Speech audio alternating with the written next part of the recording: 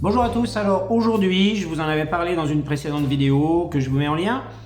Je vais vous présenter les prochaines revues dégustation que je compte faire sur ma chaîne. Alors c'est l'ordre actuel que j'envisage, mais il se peut qu'il y ait quelques fluctuations dans l'ordre réel, en définitive, qui vont apparaître sur la chaîne.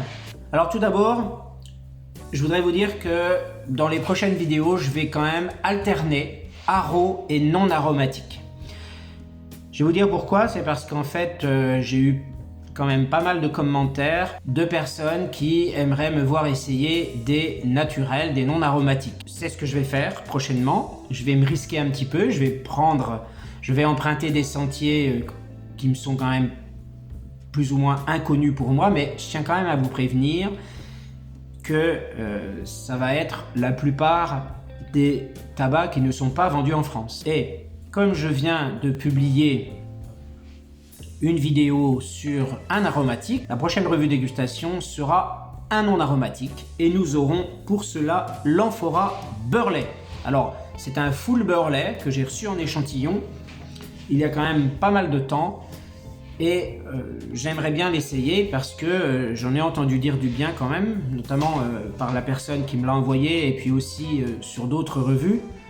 À côté, l'Amphora Virginie ne m'avait pas réellement plu, pas convenu. J'espère que celui-ci emportera davantage mes suffrages. Nous enchaînerons avec un aromatique, le W.O. Larsen 2022, un échantillon également que j'avais reçu de Patrick quand j'étais allé chercher celui-ci. Et avec ma nouvelle pipe, n'est-ce pas? La millésimée 2003 de Budshooka. Et ensuite, un non aromatique vendu en France, celui-ci, le Davidoff Royalty.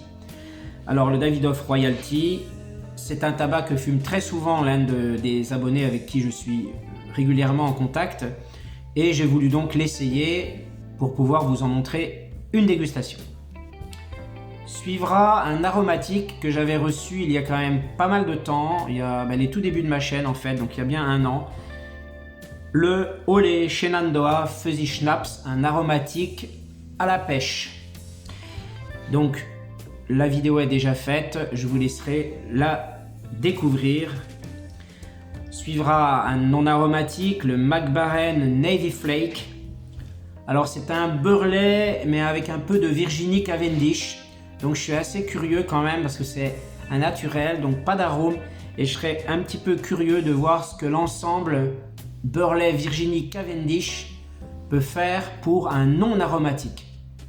Je crois que ce sera une première pour moi d'ailleurs, si je me rappelle bien. Ou en tout cas, ce sera une des rares fois, ou une des toutes premières fois que j'essaierai ce genre de mélange pour un non aromatique. Suivra, je fais un petit peu durer le plaisir, le Bobbed Chocolate Flake, un aromatique légèrement latakié avec arôme de chocolat, toujours un échantillon et franchement apparemment ça vaut le coup, donc j'ai hâte de l'essayer et de vous montrer cela. Suivra un non aromatique que j'avais presque oublié, j'aurais dû le positionner un petit peu au début de la liste, c'est le Saint-Bruno. J'en avais fait une revue, mais c'était une revue bilan. C'était pas vraiment une revue où on me voyait fumer, etc. J'en parlais, mais sans plus. Et là, j'aimerais le refumer pour voir si j'ai un certain recul avec un non aromatique, encore que le Saint-Bruno, il soit un petit peu, on va dire, réputé comme étant un peu entre les deux, aromatique et non aromatique. Donc, j'en referai vraiment une revue à l'intérieur, parce que la toute première fois que j'avais faite, c'était à l'extérieur, donc à l'intérieur. Et je vous dirai ce que j'en pense. Suivra une revue d'un aromatique, c'est pareil, un échantillon que j'ai reçu il y a bien un an, le Sutliff Marzipan, que je n'ai pas encore essayé, pour tout vous dire, un Aro Cognac Rhum.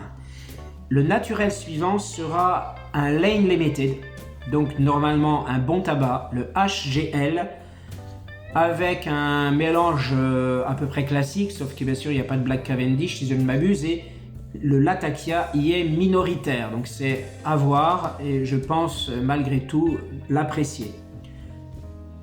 Et le dernier haro de ma liste sera le Rainer Professional. Donc c'est plutôt un aromatique citronné noisette whisky. Et le dernier de ma liste sera le Peterson Old Dublin, qui est un naturel, un Peterson assez costaud paraît-il, mais je vais toujours tenter. Hein. Voilà, il n'y a que les imbéciles qui ne changent pas, donc je vais quand même essayer d'avancer un petit peu sur ce terrain-là, en y allant doucement, pour tous les non-haros que je vous ai cités, et principalement je pense pour le Old Dublin, tabac qui je le précise est vendu en France. Merci de m'avoir suivi et à bientôt pour une prochaine vidéo.